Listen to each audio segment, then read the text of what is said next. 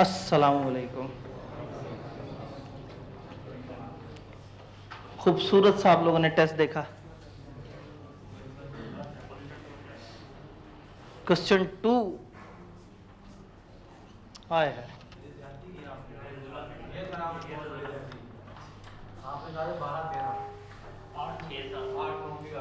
हाँ वो आई कैप है ना, हम तो आई कैप से ज़्यादा जालिम है। ये तो 10 नंबर का हमारा सवाल था ना। आई कैप में टिपिकली जो सवाल, जो बड़ा सवाल है वो 6 से 7 नंबर का होता है। तो चूंकि आई कैप पूछता है पूरे सिलेबस से, तो उन्होंने पूरे सिलेबस में से इन 3 चैप्टर्स में उसके पास होते हैं 15 से 20 नंबर, उनमें से भी किसी एक चैप्टर में उसके पास होते हैं 7-8 नंबर, और उसमें से भी पूरे चैप्टर की इतनी सारी चीज़ें छोड़ के टेबल एक ही तरफ जाना ब्राउज़र में। लेकिन हमारा स्कोप क्या था? एक ही चैप्टर, और नंबर कितने थे? बहुत सारे। तो हम तो ये जुल्म कर सकते हैं ना, तो हम प्रैक्टिस मैच में तो आप पे ये जुल्म कर सकते हैं, ठीक है। प्रैक्टिस मैच में तो ऐसा हो सकता है कि आपके सामने एक ही बॉलर 25 ओवर करा दे। असल में तो जो होगा, जब इतने सारे बॉलर्स होंगे, इतनी सारी चीज़ें होंगी, तो अब हमारे पास जब चैप्टर ही एक था तो हमने तो खुल के खेलना था। और आपने नोट किया होगा कि आते साथ ही आपको डराने के लिए एक आध सवाल डालते हैं, तो आप पेपर ना क्वेश्चन नंबर 2 से पढ़ना शुरू किया करें। खैर इस दफ़ा क्वेश्चन 2 भी बहुत ज़्यादा हौसला नहीं दे रहा था। तो सबसे पहले आपने पीछे देखा, पीछे सुकून मिला आपको। Level A, level 1, level 5, level B penalty पे स्पेशल रेजोल्यूशन 2/4, 3/4, 6/10, 2/5। कहानी मज़ेदार थी। क्वेश्चन नंबर 5 आपने देखा, स्पेशल रेजोल्यूशन बतानी थी, बता दी। ये 5 नंबर सबसे आसान थे इस टेस्ट में, ये आपने सबसे पहले उठा लिए। फिर टेबल ए के 23 कंटेंट्स में से आपने सिर्फ अल्फाज सवाल के इतने क्यूट हैं, ऐसा मेहरबानी मेहरबानी वाली फील दे रहे हैं कि देखिए कंटेंट्स तो हैं 23, लेकिन आपने महज 18 कंटेंट्स बताने हैं। एंड फर्दर, पेट नहीं भरा शायर का भी, मतलब further also explain applicability of table है, वो जो सबसे घटिया वाली बातें लिखी हुई थी, ठीक है, जो मैंने कहा था कि ये इसे क्रॉस कर दे, बस जहन में आपकी बात होनी चाहिए। अब वो जो जहन वाली आपकी बात है वो आपने किस तरह से लिखी वो इम्पोर्टेंट है। तो ये एक गंदा सवाल था। ये सवाल पेपर में डालते हुए हमारे हाथ जो है वो लरज रहे थे, लेकिन हमने कहा कि ऐसा ना हो कि हमने बच्चों से कह दिया है कि आपने अपने तौर पे हल्का फुल्का और बच्चों ने बिल्कुल ही हल्का फुल्का भी ना किया हो। तो कम से कम ये तो देख लें कि बच्चों का वो हल्का फुल्का किस लेवल पे है, ठीक है। तो एक भाई ने कहा 14 तक तो मैं पहुंच गया था। अच्छा जी, Pakistan tobacco company limited is a Pakistani tobacco manufacturing company. अच्छा, क्वेश्चन 2 हो गया टाइप 1 सवाल, क्वेश्चन 5 हो गया टाइप 1 सवाल, तो 15 नंबर आपको रटे के मिल गए। Pakistan tobacco company limited Pakistani tobacco manufacturing company which is subsidiary of British American tobacco. वाह जी वाह, सब्सिडरी है बाहर की कंपनी की। It is headquartered in Islamabad. ये हेडक्वार्टर ये इस्लामाबाद में बेस्ड है, इसका हेडक्वार्टर इस्लामाबाद में है। And is the biggest cigarette maker in Pakistan. It has 2 factories which are locate in Akora Khattak, ठीक है। तो ये हुआ कि फिर आप कहीं परेशान ना हो जाए ये कहाँ है, हालांकि अल्फाज से साफ जाहिर है कि ये पश्तून बेल्ट में कहीं ना कहीं है। नीचे लिख दिया विच इज़ नियर नौशेरा, और दूसरी कहाँ है? झेलुम में। If its parent company wants to change its name in order to gain eminence and stature, then you being their corporate advisor are required to। अब बीच में आ गए अजीब से अल्फाज। मैंने शायद आपको बताया हो कि जब अजीब से अल्फाज बीच में आए तो क्या करना होता है, एक दफ़ा बामुहावरा उसे पढ़ के उस लफ्ज़ को हटा के तर्जुमा करके देख लेना। अगर सेंस क्लियर हो रही है तो वो अल्फाज अगर आपको नहीं आता है तो ज़िंदगी में बाद में अपनी वोकैब में ज़रूर ऐड कर लें, लेकिन उस वक्त पेपर में घबराना नहीं है कि आज मेरी इंग्लिश बेहतर होती तो मेरे नंबर अच्छे आ जाते। You being their corporate advisor, आपसे क्या पूछा गया? Describe the procedure that would have to be followed to change the name of company. आप जितनी देर से जेलोम, अखोरा, खटक, पता नहीं क्या क्या पूरी कैलकुलेशंस बनाना शुरू हो गए थे, सवाल तो कुछ और पूछ रहा है। ये है टाइप 2 सवाल। ये इस तरह की बेदर्दी होती है कि एक सिनेरियो सा देते हैं और सिनेरियो से अक्सर बहुत दूर तक ताल्लुक बहुत ज़्यादा नहीं होता, बस सिनेरियो दिया होता है तो आपने थोड़ा सा एहतराम ज़रूर करना होता है। तो उन्होंने कहा बताओ चेंज ऑफ नेम का क्या प्रोसीजर है। तब आप कहेंगे कि ये वाली कंपनी, कौन सी कंपनी नाम चेंज करना चाह रही है? पेरेंट कंपनी इसका नाम चेंज करना चाह रही है, कौन सी कंपनी का? Pakistan tobacco company limited. तो आप कहें पाकिस्तान टोबैको कंपनी लिमिटेड को यहाँ पे एक स्पेशल रेजोल्यूशन पास करनी होगी और वो उससे नाम चेंज करेंगे और स्पेशल रेजोल्यूशन में इस तरह से, और फिर वो रेजोल्यूशन पास होने के इतने दिनों में रजिस्ट्रार को ऐसे करके जमा करा दें।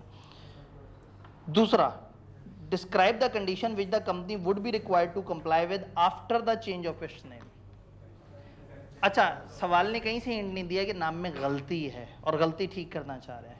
उन्होंने कहा हम ज़रा अपनी पसंद से नाम चेंज करना चाह रहे हैं, अपने शौक से नाम चेंज करना चाह रहे हैं। तो वो क्या कंडीशन है जो after change of name follow करनी होंगी?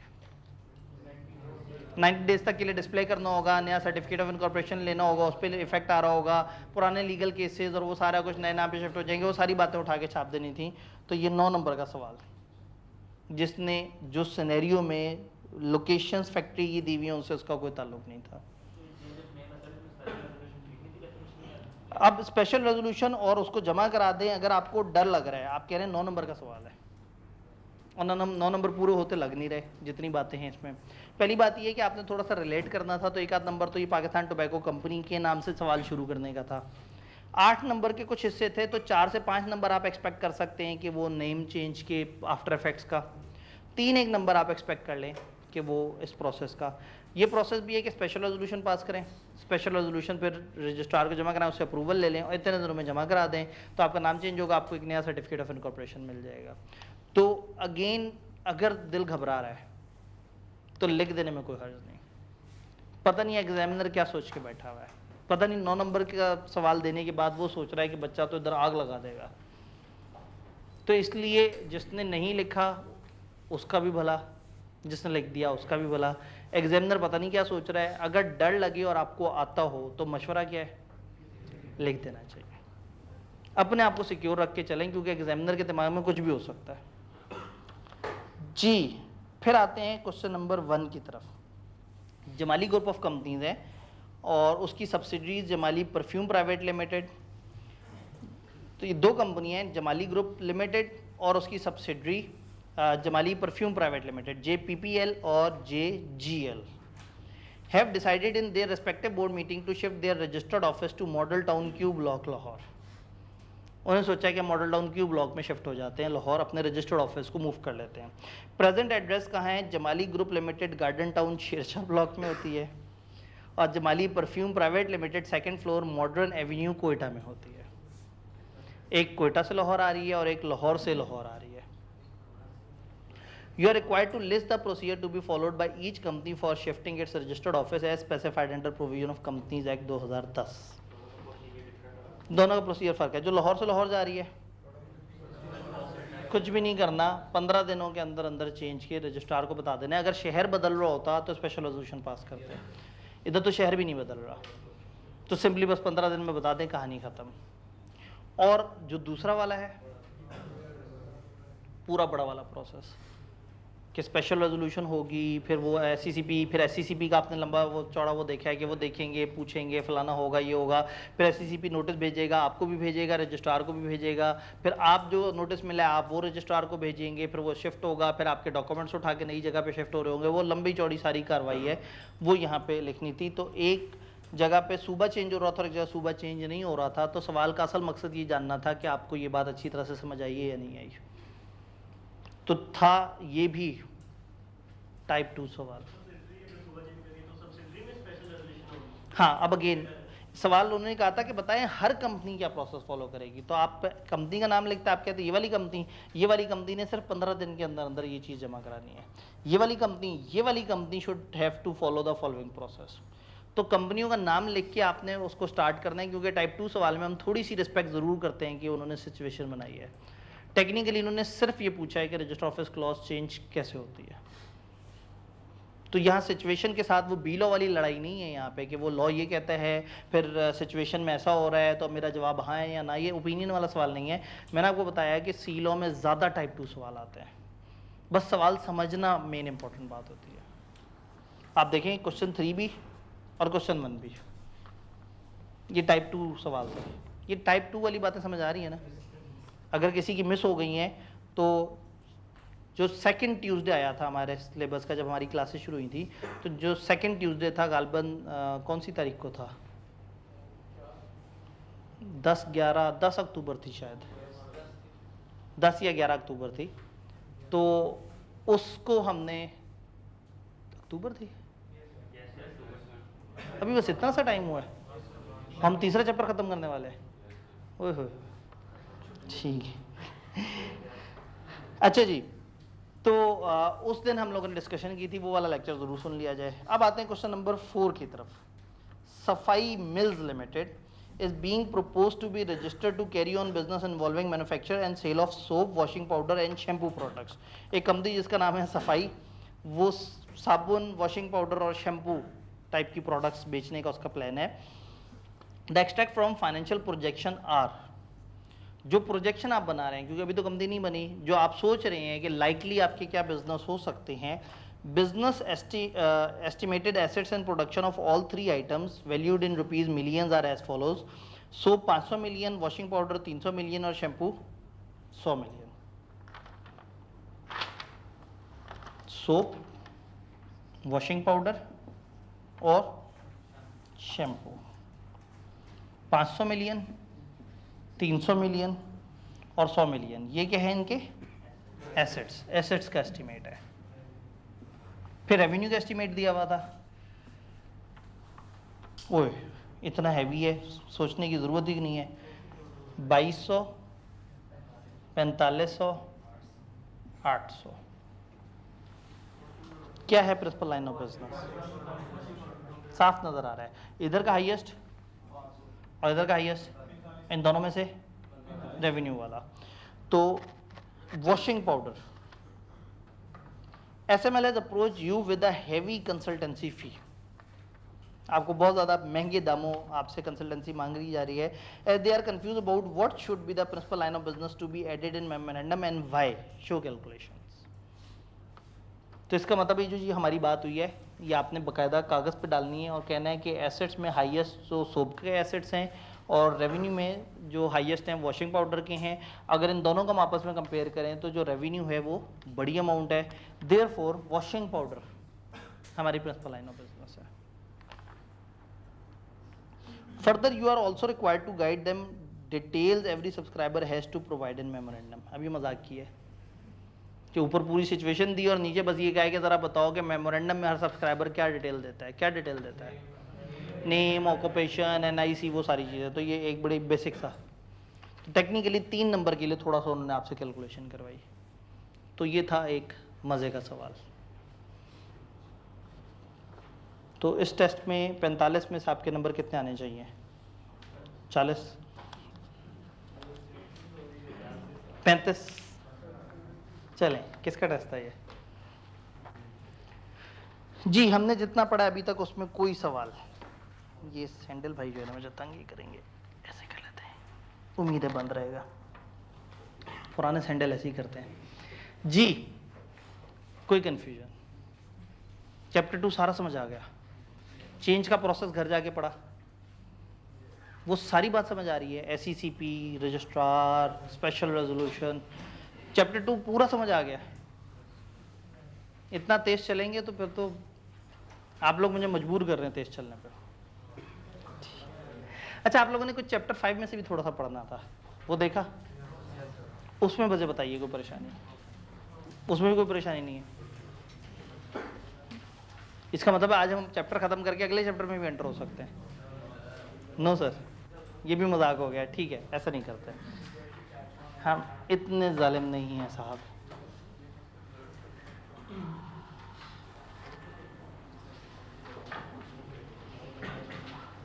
नहीं जी, शेयर कैपिटल आज मैंने आपसे करनी है बच्चों वाली बातें। आप तैयार है बच्चों वाली बातें करने के लिए? तो प्यारे बच्चों,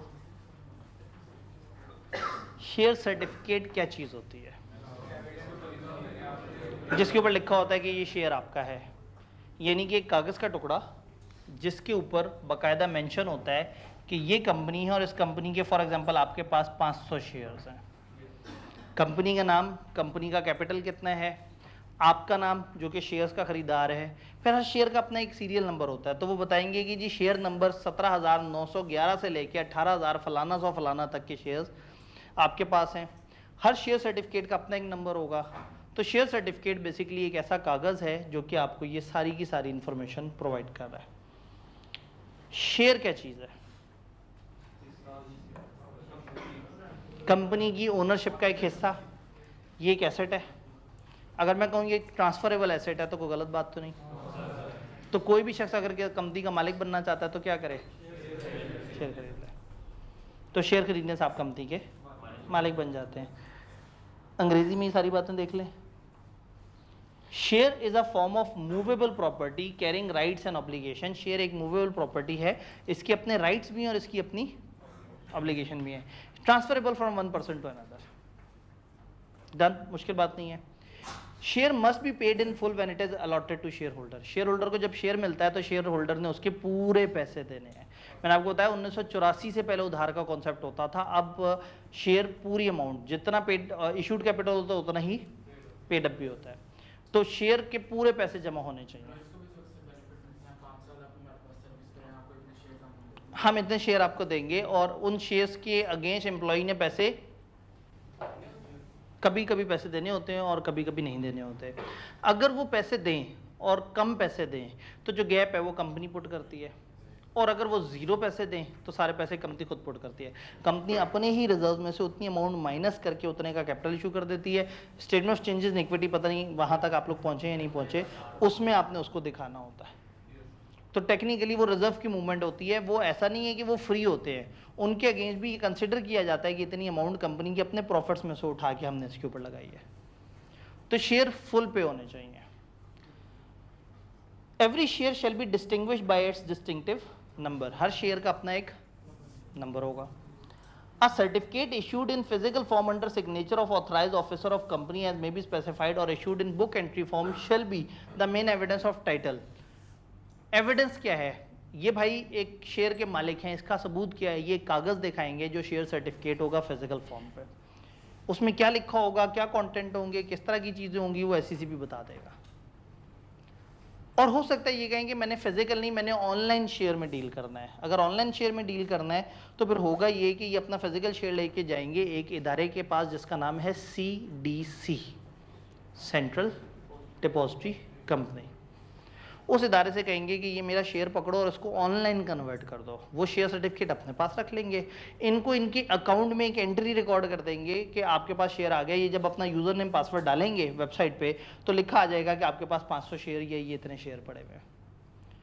तो शेयर की ओनरशिप दो तरह से हो सकती है। ये एक फिजिकल कागज़ भी हो सकता है जो आपके हाथ में हो, और ये एक बुक एंट्री एक सॉफ्ट में इंटरनेट पे एंटर हुई हुई चीज़ भी हो सकती है। Certificate issued in physical form under signature of authorise officer of company. Company का जो भी स्पेसिफाइड ऑफिसर है जब उसने साइन किए तो उसके साइन के तहत जो कागज इशू हुआ वो सर्टिफिकेट भी हो सकता है, और issued in book entry form electronic share. Book entry form क्या है? जो सिस्टम में उन्होंने रिकॉर्ड कर लिया कि हाँ भाई इस शेयर का ये मालिक है। तो अगर सिस्टम में रिकॉर्डेड है, आपका सॉफ्टवेयर बता रहा है कि शेयर के आप मालिक हैं, तो ये भी एक एविडेंस है। और दूसरा एविडेंस है कि आपके पास फिजिकल में शेयर हो। तो शेयर फिजिकल भी हो सकता है, सॉफ्ट भी हो सकता है। सॉफ्ट शेयर को हम इलेक्ट्रॉनिक या बुक एंट्री शेयर कहते हैं और फिजिकल शेयर को हम शेयर सर्टिफिकेट कह रहे होते हैं। क्लियर? इलेक्ट्रॉनिक में अगर कोई फ्रॉड हो तो किस तरह से होता है? इलेक्ट्रॉनिक एक जब CDC नामी एक इदारा बना है, वो इदारा इन सारी चीज़ों को देखता है क्योंकि वो गड़बड़ तो नहीं हो रही, क्या एक बंदे ने सही से अपना शेयर ट्रांसफ़र करवाया या नहीं करवाया। तो उन सारी चीज़ों के ऊपर वो इदारा प्रॉपर तरीके से काम कर रहा है। जी, अगर सर्टिफिकेट चोरी हो जाए, डिस्ट्रॉय हो जाए, तो कंपनी के रिकॉर्ड में तो आ रहा है कि हमने किस बंदे को सर्टिफिकेट इशू किया है। आप कंपनी के पास जाएं, उनसे कहें मेरा सर्टिफिकेट गुम गया, चोरी हो गया, ये मुझे निकलवाना है, तो वो आपको डुप्लीकेट निकाल के दे देंगे और पैसे ले लेंगे। और इलेक्ट्रॉनिक तो चोरी हो ही नहीं सकता, वो तो आपके पास भी नहीं पड़ा हुआ, सिस्टम में नज़र आ रहा है। हाँ, सिस्टम में अगर कोई गड़बड़ हो जाए तो उसका क्या तरीका है? CDC का लॉ हमारे सिलेबस में नहीं है, और ये जो कंपनी लॉ का हमारा सिलेबस है जितना छोटा है, आई विश के CDC कम से कम हमारे सिलेबस में होता। अच्छा है कि इस लेवल पे आप लोगों को पता लग जाए कि इलेक्ट्रॉनिक स्टॉक एक्सचेंज कैसे काम करती है, इलेक्ट्रॉनिक मार्केट। हमें बीच में किसी दिन बहुत ज़्यादा टाइम नज़र आया या सेशन के बीच में हमें नज़र आ रहा हुआ कि हाँ भाई ये भी बड़ा कंफर्टेबल चल रहा है, तो एक दिन वो हम पूरा वो प्रोसेस समझ लेंगे। हमारे सिलेबस में नहीं होगा, लेकिन हम इंशाल्लाह ताला कोशिश करेंगे कि उस प्रोसेस को देखें कि ऑनलाइन शेयर कैसे होते हैं, ये मार्केट किस तरह से काम करती है, ऑनलाइन बाइंग एंड सेलिंग कैसे होती है, CDC क्या है और उसका क्या रोल है। किसी दिन जब हमारे पास, मैंने इसीलिए ना पहले कहा कि किसी दिन जब टाइम होगा, फिर मैंने जुमले को रिवाइज किया। मैं कहा दरमियान में कोई ऐसा टाइम लग रहा हुआ कि चीज़ें जो है, वो तो मैं आपको ऐसी शुगल मुगल में कह रहा था कि तेज चल रहे हैं, ताकि आप लोगों को लगे कि अरे वाह ज़बरदस्त, ये तो होता जा रहा है। असल में अभी चैप्टर भी 2 छोटे छोटे से हैं। इस वीक तो हमने 2 चैप्टर करने हैं, याद है, 3 हफ्ते में 2 चैप्टर और 1 हफ्ते में 2 चैप्टर। आज वाला तो आपने वैसे ही किया हुआ है, आज वाला तो सर मैंने आपको बस इधर दिखाना है, वो तो बेचारा खत्म हुआ पड़ा है जी। ये बात क्लियर है, यहाँ तक सारी बात समझ आ रही है। ऑथराइज और पेड अप शेयर्स, खुदा के लिए ये मत कहिएगा कि आपको नहीं पता। ऑथराइज क्या होता है? Maximum share capital. और इशूड और पेड अप, ठीक है। Subscribed, issued and paid up एक ही चीज़ को कहते हैं। पुराने ज़माने में सब्सक्राइब्ड और होता था, इशूड और होता था, पेड अप और होता था। आज के दौर में सब्सक्राइब्ड, इशूड और पेड अप। तो लायबिलिटी एक्चुअल कौन सी होती है? Paid up capital. एक कंपनी है, आप उस कंपनी की बिल्डिंग में एंटर हो रहे हो और आपने कंपनी लॉ नहीं पढ़ा हुआ, या आप सीए के स्टूडेंट नहीं है, आप एक नॉर्मल इंसान है, ठीक है। सीए के स्टूडेंट नहीं है तो आप क्या हुए? नॉर्मल इंसान। सीए वाले तो प्रिविलेज लोग होते हैं ना। तो आप एक नॉर्मल आम हकीर से इंसान हैं जो सीए की फील्ड को ज़्यादा नहीं जानते, मैंने बड़ी मुश्किल से कवर की है। तो आप एक बिल्डिंग में एंटर हो रहे हैं और बिल्डिंग के बाहर लिखा हुआ है इस कंपनी का ऑथराइज कैपिटल है 20 करोड़। उस बंदे ने देखा ऑथराइज कैपिटल 20 करोड़ है, अंदर गया, कंपनी के साथ उसका एक एग्रीमेंट हो रहा था। कंपनी ने कहा कि आए हम 6 करोड़ का एग्रीमेंट करें। उसको किसी ने बताया हुआ था कि कंपनी की लायबिलिटी होती है जितना उसका कैपिटल होता है। और बाहर दीवार पे क्या लिखा देख के आया है? कंपनी का ऑथराइज कैपिटल है 20 करोड़। उसने कहा मसला है कोई नहीं, उसने 6 करोड़ का एग्रीमेंट कर लिया। बाद में पता ये लगा कि कंपनी का पेड अप कैपिटल 1 करोड़ था। तो ये गलती एक आम इंसान के साथ हो जाएगी। ऑथराइज कैपिटल तो आपको अकाउंटिंग की दुनिया में आके पता लगा कि ये असल कैपिटल नहीं होता, ये सिर्फ कागज पे लिखा हुआ होता है, 2 लाइनें इसके नीचे लगाओ, साइड पे कर दो इसे। लेकिन हर बंदे को तो नहीं पता। तो रूल बड़ा मजे का है, वो कहते हैं अगर कभी भी किसी भी कंपनी ने अपना ऑथराइज कैपिटल कहीं दिखाया है, उतने ही प्रोमिनेंट तरीके से, उतने ही वाज़ेह तरीके से, उसके उतना ही साथ आपने पेड अप कैपिटल भी दिखाना है। अब ऐसा ना हो कि बड़ा सा ऑथराइज कैपिटल लिखा हो, एक सितारा लगा हुआ और साइड पे छोटा सा करके लिखा हो पेड अप कैपिटल देना है। जितने प्रोमिनेंट वाज़ेह तरीके से ऑथराइज कैपिटल लिखा हुआ है, उतने ही प्रोमिनेंट वाज़ेह तरीके से पेड अप कैपिटल भी लिखा होना चाहिए। तो ये एक रूल है। ऑथराइज और पेड अप कैपिटल आपको समझ आया। ये है एडवर्ट्स एंड नोटिसेस। अगर किसी भी जगह किसी एडवर्टाइजमेंट, किसी ब्रांच, किसी लोकेशन, किसी भी जगह पे if a company mention authorise capital in any advertisement और नोटिस और स्टेटमेंट, किसी भी एडवर्टाइजमेंट, नोटिस, स्टेटमेंट में अगर आप अपना ऑथराइज कैपिटल मेंशन करते हैं, it shall also mention the amount of its paid up capital in equally conspicuous letter and equally prominent position. उनका उतने ही वाज़े, उतने ही जल्दी, उतने ही जगमगाते हुए, उतने ही नजर आने वाले हरूफ में आपने अपना पेड अप कैपिटल भी लिखना है। कॉन्स्पिशियस, वाज़े, बड़ा क्लियर, और इक्वली प्रोमिनेंट उतना ही। यानी कि अगर उसका रंग ऐसा है जो जरा गहरा है और आपने इसका हल्का रंग रख दिया तो भी कानून का खिलाफ वर्जी हो गई। जितना जोर से वो नजर आ रहा है ना, उतना ही जोर से ये भी नजर आना चाहिए, ताकि वो बंदा एक दफा किसी सियाने से पूछे, यार मैंने बाहर 2 कैपिटल लिखे देखे, एक 20 करोड़ था और एक 1 करोड़ था, असल वाला कैपिटल कौन सा है? तो फिर उसको कोई बताए कि नहीं भाई ये जो ऑथराइज कैपिटल है ये तो ओवरऑल टोटल लिमिट होती है जहां तक हम जा सकते हैं, असल कैपिटल कौन सा होता है? Paid up capital. तो ऐसा ना हो कि ऑथराइज कैपिटल दिखा के किसी को धोखा दे दिया जाए। तो रूल ये है कि जहां जहां जब भी किसी भी डॉक्यूमेंट, नोटिस में, इश्तिहार में ऑथराइज कैपिटल बताया जाए, वहां वहां उस नोटिस, इश्तिहार या जगह पे पेड अप कैपिटल भी उतने ही वाज़ेह तरीके से दिखाया जाए। डन? ये बात समझ आई? ये फिर ये वाली बात, fully paid share, company having share capital सिर्फ फुली पेड शेयर्स देगी, और previously partly paid shares were allowed but now companies can only issue fully paid shares।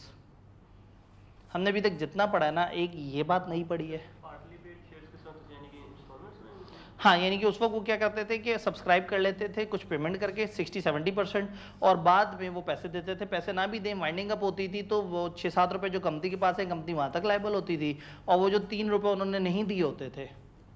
तो आज भी हम जब पढ़ते हैं कि कंपनी लिमिटेड बाय शेयर्स में लायबिलिटी क्या, तो हम कहते हैं मेंबर की लायबिलिटी तब है अगर उसने पूरे पैसे ना दिए हों। ना दिए हों तो उससे फिर तब लिया जाएगा, और जितने पैसे कंपनी के पास हैं कंपनी उसकी लायबल है। ये बात होती थी 1984 से पहले, बट अभी भी वो सारी कंपनियां मर नहीं गई, तो इसलिए हम अभी भी पार्टली पेड अप शेयर्स का जिक्र कर रहे हैं बड़े बुरे अल्फाज में, क्योंकि 1984 से आगे जितनी भी कंपनियां बनी हैं अब रूल ये है कि फुली पेड शेयर्स होंगे। डन। तो इस सब में ये नई बात है, और अगेन मतलब जो पार्टी डिफॉल्ट करेगी, ऊपर वाली रिक्वायरमेंट फॉलो नहीं करेगी, उसको लेवल 1 फाइन हो जाएगा। ये बात आपको पता है ना, लेवल 1, 2 और 3 वाली कहानी। ये नई बात पढ़ी है हमने इतनी, और इधर हमने जो नई बात पढ़ी है पिछले पेज पे वो बुक एंट्री फॉर्म की पढ़ी है। ये सर्टिफिकेट इशू कैसे होगा, फॉर्म क्या होगी, इसके अदर मैटर्स क्या होंगे, मे बी स्पेसिफाइड, बता दिए जाएंगे। तो टेक्निकली आपको जितना पता है शेयर कैपिटल के बारे में, आपने अभी तक उससे ज़्यादा सिर्फ 1-2 लाइनें पढ़ी कि शेयर सॉफ्ट भी हो सकता है, उसको बुक एंट्री शेयर कहते हैं। और आपने ये पढ़ा कि ऑथराइज कैपिटल जब दिया हुआ हो तो paid up capital, authorise capital दोनों वाज़ेह तरीके से आपने दिखाने हैं। यहाँ तक बात क्लियर है? कुछ वो चीज़ें दिखा दूँ जो आपने पढ़ ली थी, जैसे कि ये कंपनी स्पेशल रेजोल्यूशन पास करके अपने मेमोरेंडम में 4 चेंजेस कर सकती है, ऑथराइज कैपिटल से रिलेटेड। इंक्रीज कर सकती है, कैंसिल कर सकती है उतना पार्ट ऑफ ऑथराइज कैपिटल जो अभी तक नहीं पे हुआ, कंसोलिडेट कर सकती है और सब डिवाइड कर सकती है। आपने रेजोल्यूशन और उसकी कॉपी उठा के रजिस्ट्रार को जमा करा देनी है, और जो नए शेयर इशू होंगे वो पुराने शेयर्स के साथ इक्वली रैंक कर रहे होंगे। ये आज नहीं बता रहा, ये बात हमारी हो चुकी है। जब हमने चेंज का प्रोसेस पढ़ा था तो हमने कहा था छोटा प्रोसेस इस पे होता है। आपको स्क्रीन पे शायद ना दिखाया हो मैंने, या किताब पे दिखा दिया हो। स्क्रीन पे नहीं दिखाया था, किताब पे दिखाया था, या इधर बनाया था और किताब की तरफ रेफर भी नहीं किया था, बता दिया था, फिर आप पढ़ के आए। इन लाइंस में मुझे बताइए कोई मसला क्लियर है? फिर एक और चीज़ जो हमने थोड़ा सा पहले पढ़ी हुई थी, और उसमें एक मैंने नया कोड का प्रोसेस आपको बताया था। ये दिखाने से पहले मैं आपसे ही क्यों ना पूछ लूँ, अगर किसी खास ग्रुप के राइट्स चेंज करने हैं तो क्या करना होगा? स्पेशल रेजोल्यूशन पास करनी होगी, नंबर 1। फिर उस ग्रुप की भी 3/4 मेजॉरिटी से उसकी अप्रूवल लेनी होगी। अच्छा, उस सब के बावजूद क्या कुछ लोग अदालत में जा सकते हैं? यस। कितने लोग? उस ग्रुप के 10% लोग, उस ग्रुप के कोई से 10%, बाशमूल चाहे उनके जिन्होंने रेजोल्यूशन पास की थी, अदालत जाके कह सकते हैं कि इसको रिवर्स करें। वो उनके पास क्या रीज़न हो सकती है, वो क्या 1-2 बातें कर सकते हैं? ये हमारे राइट्स अफेक्ट कर रही है चेंज, या कंपनी ने धोखा किया, कंपनी ने कुछ इन्फॉर्मेशन विदहेल्ड कर ली थी, छुपा ली थी, हमें नहीं बताई थी, जिसकी वजह से हमारे साथ ऐसा हुआ। तो ये वाली चीज़ लिखने में भी ऐसी है। प्रोसीजर फॉर वेरिएशन राइट, ये चेंज हो सकती है, can only be made by alteration of articles through special resolution. If alteration affect the right of any particular class, it can only be pass if 3/4 majority of that class also. ये बात clear है? Any members और affected class representing at least 10% shares, वो अदालत में जा सकते हैं। हम वो कोई राइट्स चेंज कर रहे हैं, हम किसी खास ग्रुप के राइट्स चेंज कर रहे हैं। हम कह रहे हैं प्रेफरेंस शेयर्स वालों को कल से डिविडेंड नहीं देंगे। अब मेमोरेंडम में तो लिखा है कि कंपनी का टोटल शेयर कैपिटल इतना है, लेकिन मेमोरेंडम में ये रूल्स नहीं दिए हुए होते हैं। याद है हमने कहा था आर्टिकल्स में तमाम शेयर होल्डर्स की क्लासेस के रूल्स बताए हुए होंगे। कोई भी मेंबर जो अफेक्ट हुआ है 10% अगर वो मेजॉरिटी रखते हैं तो वो अदालत में जा सकते हैं। कितने दिनों में अदालत जाना है? 30 दिन में। अदालत रेजोल्यूशन को नल एंड वॉइड डिक्लेयर कर सकती है अगर उन्हें लगे कि कंपनी ने कुछ फैक्ट्स छुपा लिए थे that could lead towards not passing of resolution. अगर वो साबित कर दें कि कंपनी ने कुछ फैक्ट्स छुपा लिए थे जो जिसकी वजह से शायद हमारी रेजोल्यूशन अप्रूव ना होती, या चेंज इज प्रेजुडिशियल मतलब harmful to the interest of members. तो अगर आप अदालत में ये साबित कर दें कि ये जुल्म हो रहा है, या ये साबित कर दें कि धोखा हुआ है, हमें इंफॉर्मेशन पूरी नहीं दी गई और धोखे से हमसे रेजोल्यूशन पास करवा ली, तो अदालत उस डिसीजन को रिवर्स कर देगी और अदालत का डिसीजन फाइनल होगा and no appeal can be filed against it. और फिर आप वो ऑर्डर उठा के रजिस्ट्रार को जमा करा देंगे। Done.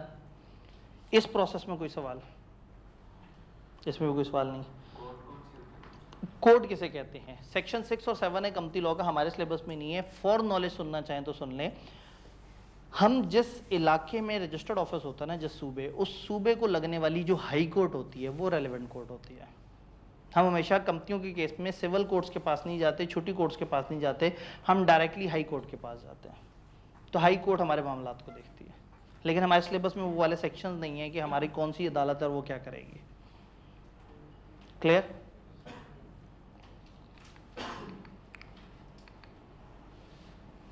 Kinds and classes of shares. Accounting के बच्चों को ये बताना बड़ा मजे का खेस है कि एक शेयर्स की कंपनी में कई तरह के शेयर्स हो सकते हैं। जानते हैं ना आप लोग की बात, preference share, ordinary share. Company में कई तरह की काइंड्स ऑफ शेयर्स हो सकते हैं, यानी ऑर्डिनरी और प्रेफरेंस। फिर हर किसी की अदर फर्दर क्लासेस हो सकती हैं, रिडीमेबल है, redeemable, convertible, cumulative, non cumulative. Accounting के स्टूडेंट को मैं क्या बताऊंगा, मैं सिर्फ दिखा सकता हूँ, मेरे अल्फाज जो है वो रुक गए हैं। चलें, ऑर्डिनरी और प्रेफरेंस का फर्क आपसे पूछ लेते हैं, अल्लाह खैर करे। वोटिंग पावर के हवाले से ऑर्डिनरी और प्रेफरेंस में क्या फ़र्क है? ऑर्डिनरी वोटिंग पावर होती है, प्रेफरेंस में किसी सूरत आ सकती है कभी वोटिंग पावर? अच्छा, ये कन्वर्टेबल प्रेफरेंस शेयर क्या होता है? जो ऑर्डिनरी में कन्वर्ट हो सकता है। तो अगर ऐसा प्रेफरेंस शेयर कन्वर्ट हो गया तो उसमें वोटिंग पावर आ जाएगी, लेकिन कन्वर्ट होने से पहले उसमें वोटिंग पावर नहीं है। मेरा एक सवाल है कि प्रेफरेंस को प्रेफरेंस क्यों कहते हैं? प्रेफरेंस शेयर को वो पहले, उनको पहले डिविडेंड मिलता है और वाइंडिंग अप में भी पहले हिस्सा मिलता है। तो कंपनी में फॉर एग्जांपल कंपनी शुरू हुई 20 करोड़ से, 10 करोड़ का शेयर्स हैं प्रेफरेंस और 10 करोड़ हैं ऑर्डिनरी। कंपनी चलते चलते चलते चलते चलते पहुंच गई 70 करोड़ पे और बंद हो गई। तो 70 करोड़ में से पहले 10 करोड़ इनकी असल रकम प्रेफरेंस शेयर होल्डर्स की इनको वापस मिल जाएगी, चले जाएंगे। जो बकाया होंगे उनमें 60 करोड़ डिवाइड हो जाएगा। और यही रिवर्स भी हो सकता है, कंपनी 20 करोड़ से शुरू हुई, आज रह गई है कंपनी 12 करोड़ की, तो पहले प्रेफरेंस शेयर होल्डर्स को उनका 10 करोड़ मिल जाएगा और जो 2 करोड़ बच गया वो डिवाइड हो जाएगा ऑर्डिनरी शेयर। यानी कि ऑर्डिनरी शेयर होल्डर ने बड़ी गेम खेली है, रिस्क एंड रिवॉर्ड कंपनी के उनके साथ। और प्रेफरेंस वाला डरपोक आदमी है, वो कहता है मैं पैसे दूं, मुझे एक फिक्स डिविडेंड मिलता रहे और जब कंपनी बंद हो मेरी असल रकम मुझे वापस मिलने के चांसेस ज़्यादा हों। चांसेस इसलिए ज़्यादा हैं कि अगर कंपनी के एसेट्स कम भी होंगे तो ऑर्डिनरी वालों को बाद में पूछा जाएगा, पहले तो प्रेफरेंस वालों को 2 जगह प्रेफरेंस मिल गई, एक तो वाइंडिंग अप में प्रेफरेंस मिल गई और कहाँ मिलती है? डिविडेंड। इनको पहले मिलता है, उनको बाद में। अच्छा, डिविडेंड की नोयत भी फ़र्क होती है दोनों की। इसमें एक फिक्स रेट होता है कि जी फॉर एग्जांपल आपको हमेशा 8% डिविडेंड मिलेगा, और जो ऑर्डिनरी शेयर होल्डर्स होते हैं वेरिएबल है, इनको डिविडेंड देने के बाद अगर बच गया तो फिर उनको डिविडेंड मिल सकता है। वो भी डिपेंड करता है कि डायरेक्टर्स ने डिसाइड किया या नहीं किया। तो इसका मतलब है प्रेफरेंस शेयर होल्डर्स को हमेशा डिविडेंड मिलेगा और ऑर्डिनरी वालों को मिल भी सकता है। और आप लोगों ने क्लास बोला क्यूमुलेटिव प्रेफरेंस शेयर्स, ये क्या चीज़ होता है? इनको डिविडेंड लाजमी मिलेगा।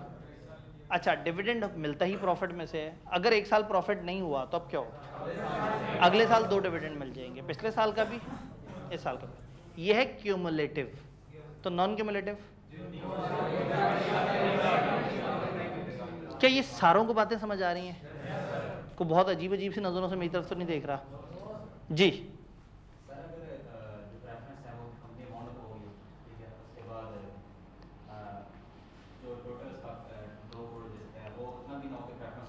ठीक है, तो फिर उनको प्रो रेटा मिलता है। प्रो रेटा लॉ का वर्ड है, इसका मतलब होता है प्रोपोर्शनेट।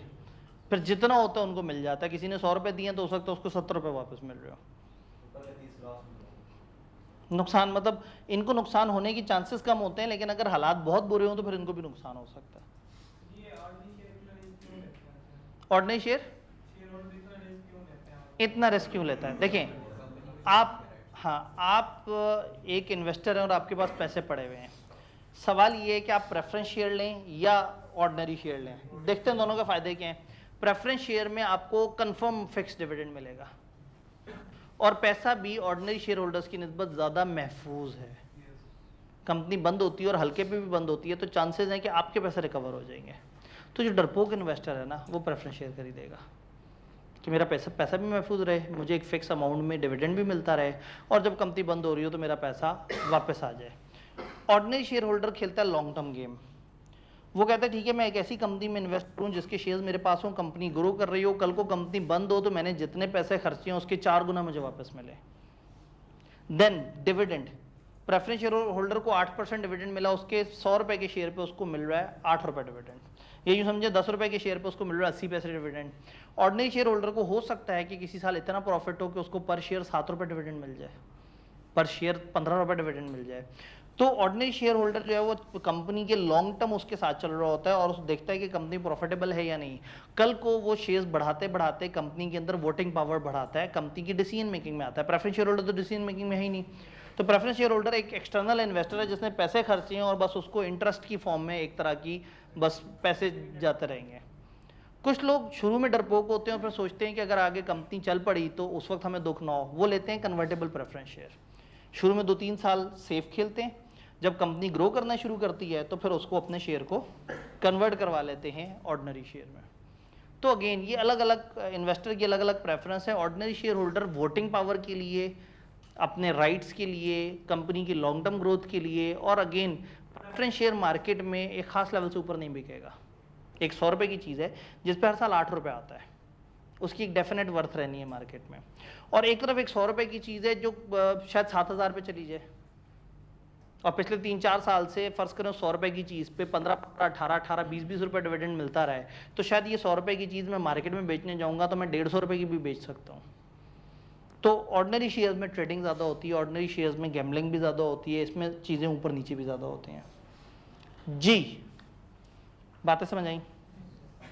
तो अगर प्रॉफिट हुआ है तो पहले किसको मिलेगा? अगर प्रेफरेंस में क्यूमुलेटिव नॉन क्यूमुलेटिव क्लासेस भी हुई और पिछले साल नहीं मिला था, पहले पिछले साल वालों के बकाया, फिर इस साल वाले, और फिर एंड पे वो गरीब ऑर्डिनरी शेयर होल्डर्स। अच्छा, प्रेफरेंस शेयर होल्डर्स में आपने बताया क्लासेस हो सकती हैं रिडीमेबल। ये रिडीमेबल क्या होता है पता?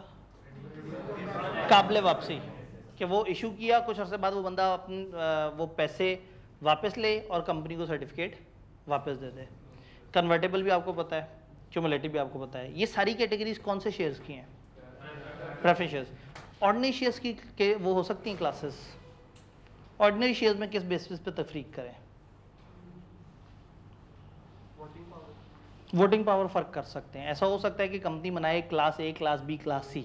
ऑर्डिनरी शेयर्स के अंदर भी फर्दर क्लासेस हो सकती हैं। जुमले क्या कह रहे हैं? A company limited by share may have different kind of share capital and various classes under each kind. एक कंपनी की कई कैटेगरी के शेयर हो सकते हैं, ordinary share, preference share, alpha share, beta shares. हर शेयर के अंदर फर्दर कैटेगरीज हो सकती हैं, ये रिडीमेबल वाले, इरिडीमेबल वाले, कन्वर्टेबल वाले, फलाना वाले। ऑर्डिनरी शेयर्स के अंदर भी हो सकता है कि आप कहें class A, class B, class C. Class A वालों के पास वोटिंग पावर डबल है और डिविडेंड आधा मिलेगा। क्लास बी वालों के पास डिविडेंड डबल मिलेगा, वोटिंग पावर आती है। क्लास सी वालों के पास वोटिंग पावर और डिविडेंड बराबर है। अब एक इन्वेस्टर बैठ के सोचे कि मुझे वोटिंग पावर ज़्यादा मज़े की लगती है, मुझे डिविडेंड ज़्यादा मज़े का लगता है, या मैंने दोनों के दरमियान बैलेंस रखना है। तो ऑर्डिनरी शेयर्स में डिफरेंशिएशन हो सकती है on the basis of different rights. Dividend मिलने का राइट, फिर ऐसा हो सकता है कि ये वो शेयर्स हैं जिनको वोटिंग राइट तो ज़्यादा है लेकिन राइट शेयर जब कंपनी ऑफर करेगी तो इनको नहीं मिलेगा, बोनस शेयर इनको नहीं मिलेगा। तो आप कोई भी कैटेगरी बना के इस तरह के रूल्स रख सकते हैं कि इनको बोनस शेयर मिलेगा, इनको नहीं मिलेगा, इनको ऐसा मिलेगा, इनको ऐसा नहीं मिलेगा। डन? सिर्फ अंग्रेजी में इसको देख लेते हैं कि ये बात है क्या। ऑर्डिनरी शेयर में वोटिंग पावर होती है और उसमें नहीं होती। उसकी एंटाइटलमेंट, रिमेनिंग प्रॉफिट मिलेगा प्रेफरेंस डिविडेंड को देने के बाद, और इनकी एंटाइटलमेंट ये डिविडेंड मिलेगा ऑर्डिनरी शेयर होल्डर से पहले, और इनका percentage of dividend normally fix होता है। वाइंडिंग अप में उनको पेमेंट मिलेगी, इनको पेमेंट मिलेगी, प्रायर राइट है, नॉमिनल वैल्यू इनको मिल जाएगी। ये क्या चीज़ होती है? Par value, face value. Face value, par value, nominal value एक ही चीज़ के नाम है। और एक होती है मार्केट वैल्यू। वो क्या होती है? मार्केट में कितने पे ट्रेड हो रहा है। No further shares in surplus. हमने कहा कि इनको प्रायर वो मिलता है लेकिन फर्दर सरप्लस हो तो उसमें इनका कोई हिस्सा नहीं है। इनको पेमेंट मिलेगी after paying nominal value to the preference holder. जो बच जाएगा वो इन्हें मिल जाएगा। डिफरेंट क्लासेस इनकी क्यूमुलेटिव, नॉन क्यूमुलेटिव हो सकता है, रिडीमेबल, इरिडीमेबल हो सकता है, कन्वर्टेबल हो सकता है। और क्यूमुलेटिव को यहाँ बताने की कोशिश की है कि previous miss dividend also paid in year of profit. ये जुमला आप लोगों के लिए बड़ा थका हुआ है, आप लोग तो काउंटिंग जानते हैं। उधर क्या डिफरेंट क्लासेस हो सकती हैं, may be on the basis of different voting right. Right disproportionate to paid up shares, 500 के शेयर्स पे 1000 शेयर्स के बराबर वोटिंग मिल जाएगी, 1000 के शेयर पे 200 के बराबर, यानी कि सेम वोटिंग पावर क्या होगी, जितने के शेयर उतनी वोटिंग पावर। डिसप्रोपोर्शनेट का मतलब क्या है, जितने के शेयर जरूरी नहीं कि उसी के साथ ही प्रोपोर्शनेट, कम भी हो सकती है ज़्यादा भी हो सकती है। No voting right at all, even आप ये भी एग्री कर सकते हैं कि ये वाले कैटेगरी के शेयर्स होल्डर्स को कोई वोटिंग पावर नहीं मिलेगी। वो क्यों मानेंगे, क्योंकि आप उन्हें कहेंगे आपको डिविडेंड 3 गुना मिला करेगा। तो हर तरह के लोग एग्जिस्ट कर सकते हैं। Different entitlement of dividend right, bonus shares, तो ये अलग अलग इन चीज़ों पे, डिविडेंड के ऊपर, वोटिंग राइट के ऊपर अलग अलग तरह से कैटेगरीज आप चाहें तो बना सकते हैं कंपनी के अंदर। बात समझ आ रही है? बच्चों वाली बात देखना चाह रहे हैं? नॉमिनल वैल्यू किसे कहते हैं? This is face value of shares, also called par value and stated value. तो मार्केट वैल्यू किसे कहते हैं? Shares are traded at stock exchange usually higher than nominal value. तो चैप्टर में मैंने आपको क्या बताया, शुरू से अगर गौर करें, अब आपने जो चीज़ें आपको पता है उसके अलावा आपको इजाफी क्या पता लगा, ये बुक एंट्री फॉर्म वाली बात और कोई इजाफी बात। शायद आपको ये बात नहीं पता लगी होगी हर शेयर का अपना एक नंबर होता है, चलो शायद ये एक नई बात हो। तो ये 2 नई बातें यहाँ पता लगी। इधर तो इन्हें खुद भी नहीं पता ये क्या बताना चाह रहे हैं। जो इशू का तरीका है, जो फॉर्म है और अदर मैटर्स हैं वो होंगे जो बता दिए जाएंगे। फिर नई बात आपको पता लगी कि ऑथराइज कैपिटल जब बताना है तो फिर पेड अप कैपिटल भी उतना ही जोर से बताना है। सिर्फ इतनी सी बात, नीचे वाली बातें भी आपको पता है, ऊपर वाली बातें भी पता है, ये दोनों बातें भी आपको पता थी। ये बात आपको शायद नहीं पता लगी हो कि कई काइंड्स के कैपिटल हैं और हर काइंड में अलग अलग क्लासेस हो सकती हैं। आपने प्रैक्टिकली सवालों में ज़रूर देखा है, लेकिन आज थ्योरेटिकली भी सुन लिया। और ये टेबल में जो लिखा हुआ है उसमें ये सारी बातें आपको पता है। शायद ये बात आपके लिए नहीं थी कि ऑर्डिनरी शेयर्स के अंदर भी कैटेगरीज हो सकते हैं। तो इस स्लाइड पे सिर्फ इतनी नई बात पता लगी। ये वाली स्लाइड आपको पीछे वाले चैप्टर के साथ आप एक पूरा प्रोसेस पढ़ के आए थे। इधर कोड का प्रोसेस आपके लिए शायद नया था, वो भी हमने पीछे लेक्चर में पढ़ लिया था, लेकिन जो आपने अकाउंटिंग में नहीं पढ़ा हुआ। इधर अल्ट्रेशन में ये 4 बातें हैं, इनको हमने समझा था कि इंक्रीज क्या है, कैंसिल क्या है, कंसोलिडेट क्या है और सब डिवाइड क्या है। तो ये आईकेप को सबसे ज़्यादा क्या पसंद है, ये वाली स्लाइड और ये वाली स्लाइड। इस चैप्टर के समझे 90% से ज़्यादा सवाल इन्हीं बस 2 चीज़ों से आए हुए हैं, क्योंकि बाकी चीज़ें उन्हें पता है कि वो बातें बच्चों ने अकाउंटिंग में ऑलरेडी पढ़ी भी होती हैं। तो जो ज़्यादा नई बातें हैं वो ये वाली हैं। भाई कुछ कहना चाह रहे थे यहाँ से? ऑथराइज कैपिटल को कैंसिल क्यों करते हैं? आपको लग रहा होता है कि ऑथराइज कैपिटल बहुत ऊपर सेट हुआ हुआ है, आपकी जो सालाना फीस वगैरह होती है वो ऑथराइज कैपिटल के ऊपर बेस कर रही होती है। ऑथराइज कैपिटल 20 करोड़ सेट हुआ हुआ है, कंपनी 2 करोड़ से चले जा रही है। कई दफ़ा ऐसा होता है कि कंपनी छोटे से कैपिटल से चल पड़ती है और उसके बाद उसे कैपिटल नहीं चाहिए होता, वो अपने ही कैश फ्लो से अपने सारे गुजारे कर रही होती है। जैसे एक ज़माने में नेस्पाक का कैपिटल देखा था। नेस्पाक बहुत बड़े लेवल पे कंसल्टेंसी और पूरे पाकिस्तान के इतने सारे प्रोजेक्ट्स में काम कर रही होती है। 15 लाख इनका कैपिटल था बस, बाकी अपनी वही कंसल्टेंसी फ़ी और उसी से ही अपने आप को फंड कर रहे थे और उतने से कैपिटल के साथ चल रहे थे। तो ज़रूरी नहीं है कि कैपिटल बहुत बड़ा होगा तो कंपनी बड़ी होगी। कैपिटल का मतलब होता है कि इनिशियली इतना पैसा आया और बाद में इतना, और कई दफ़ा एक कंपनी अपने ही फंड से चलती रहती है तो उसको फर्दर कैपिटल इशू करने की ज़रूरत ही नहीं पड़ती।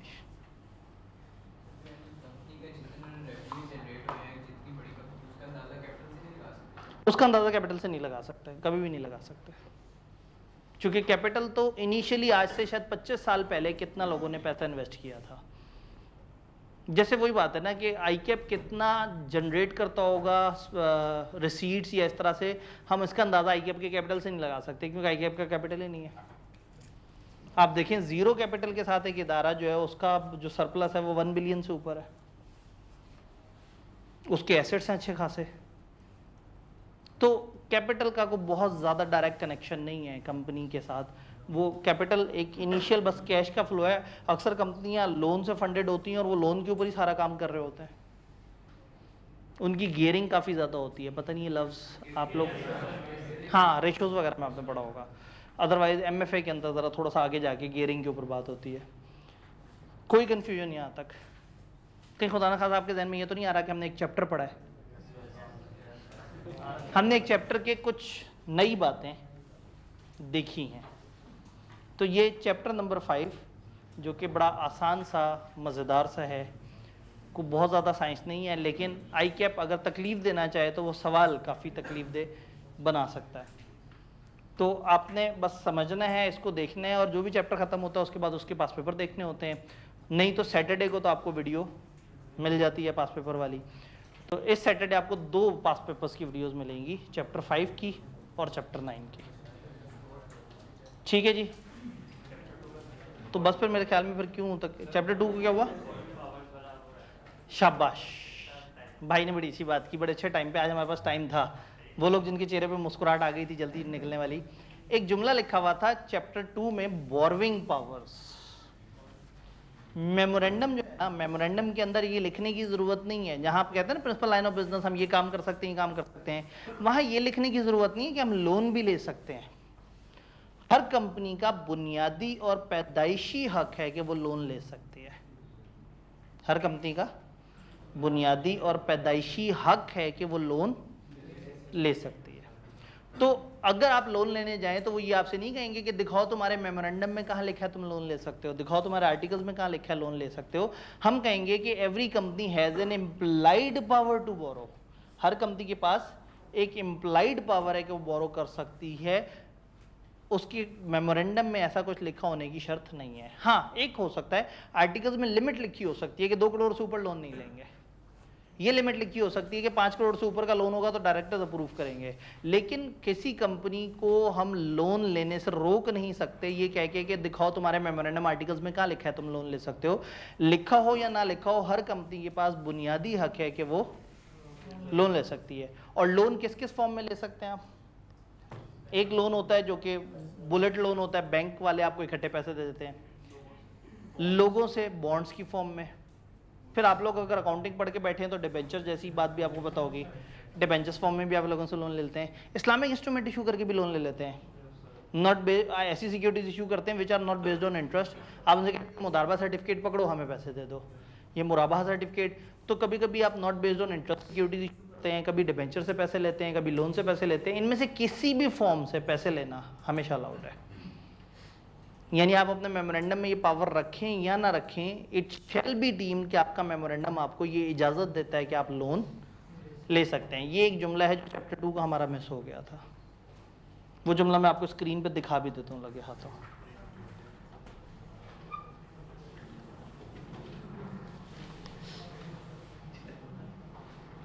ओह, ये तो टेस्टों वाले फोल्डर में चला गया मैं। कोई नहीं, इसी के पीछे एक फोल्डर होगा, मास्टर।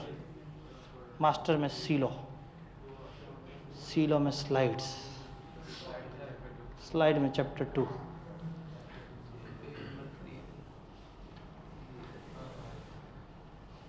ये एक हमारा जुमला मिस हुआ था। Borrowing power to be part of, समझा जाएगा कि बोरोइंग पावर मेमोरेंडम का पार्ट है। Memorandum and article is deemed to include, deemed समझा जाएगा। Memorandum and article is deemed to include implied power to enter into an arrangement for obtaining loans, advances, finances, credit, to issue other securities not based on interest, for raising resources from a scheduled bank, financial institution और general public. Bank से, institution से, general public से loan, advance, फलाना, interest free, फलाना, किसी भी किस्म का कोई भी मामला करने का हमेशा हक है कंपनी को, चाहे उसके मेमोरेंडम आर्टिकल में लिखा है या नहीं। ये हमेशा समझा जाएगा कि मेमोरेंडम और आर्टिकल में ये पावर है। तो हर कंपनी का पैदाइशी हक है कि वो लोन ले सकती है। लोन तो कोई भी ले सकता है, लोन ले सकते हैं, वो शेयर्स वाला मसला है, वो शेयर्स वाला, बॉन्ड्स इशू करते हैं। तो हर कंपनी के पास हमेशा हक है कि वो लोन ले सकती है। तो लोन लेने से आप किसी वजीर आजम को नहीं रोक सकते, ठीक है। लोन लेना बुनियादी और पैदाइशी हक है। तो हम अभी तक इतने अरसे से दूसरे मुल्कों से लोन लेते आ रहे हैं और आगे भी हम लोन लेते रहेंगे, क्योंकि हमारे आइन में लिखा है या नहीं लिखा, लेकिन पाकिस्तान का बुनियादी हक है कि हम लोन ले सकते हैं। वापस करना तो फ़राइज़ है ना। अभी तो हम हकूक़ की बात करें, हकूक़ पूरे होंगे तो फिर फ़राइज़ की तरफ आएंगे ना। तो ठीक है जी, ये इस तरह से। और हम वापस करते हैं, आपको पता है हम लोन वापस करते हैं। 100 रुपए का लोन है, 10 रुपए इंटरेस्ट चढ़ गया, तो फिर हम 110 का नया लोन लेके पिछला 100 और 10 वापस कर देते हैं। इसको कहते हैं लोन रोल ओवर हो रहा है। आपने अक्सर सुना होगा, कभी कभी कोई आपको बेवकूफ़ बनाने के लिए कह देता है जी हमारी हुकूमत ने इतने सारे लोन अदा कर दिए। वो ऐसे ही अदा किए होते हैं, 100 का 110 बना दिया होता है, नया लोन पकड़ा होता है, पुराना लोन पे कर दिया होता है, तो हम कह देते हैं जी हम लोगों ने पुराने इतने सारे लोन पे कर दिए। वो बेसिकली वो रोल ओवर हो रहा होता है, लोन वहीं खड़ा होता है, बल्कि उसमें इंटरेस्ट कैपिटलाइज होता जा रहा होता है। जी मुल्कों के बॉन्ड्स में, अब पाकिस्तान का बॉन्ड जी जी, क्यों लोग इन्वेस्ट करते हैं, हालांकि डिफॉल्ट का खतरा और ये असल में गवर्नमेंट से ज़्यादा सिक्योर कोई चीज़ नहीं है ना। सर, लेकिन अमेरिकन बॉन्ड का आपके पास ऑप्शन है, यूके बॉन्ड, लोग उन्हें इन्वेस्ट करें इतना स्ट्रांग। वो उतना अच्छा इंटरेस्ट नहीं देते जो पाकिस्तान देता है। जिसने डूबना है वो जितना मर्जी खेले, ठीक। ये तो स्टेबल मुल्कों के मसले हैं ना, कि वो कम इंटरेस्ट के साथ चलते हैं। तो अगेन मतलब यही है कि लोग गवर्नमेंट पे बहरहाल किसी भी और इंडिविजुअल की निस्बत ज़्यादा रिलाई करते हैं। सबसे एंड पे जो डूबेगा वो गवर्नमेंट होगी, लेकिन ऐसा अमीर गवर्नमेंट्स में होता है। पाकिस्तान की गवर्नमेंट गरीब है और अवाम अमीर है, तो पाकिस्तान बड़ा अजीब सा पॉलिटिकल मुल्क है कि यहाँ पे अवाम रेगुलेट कर रही है। ठीक है जी, तो हमें मतलब अफसोस ये है कि आपको ज़्यादा लंबी छुट्टी नहीं मिली जल्दी। तो ठीक है जी, इंशाल्लाह ताला मिलते हैं। चैप्टर 5 को अच्छी तरह से देख के आइएगा, इसके ऊपर जो भी कन्फ्यूजन है उसके ऊपर बात करेंगे इंशाल्लाह।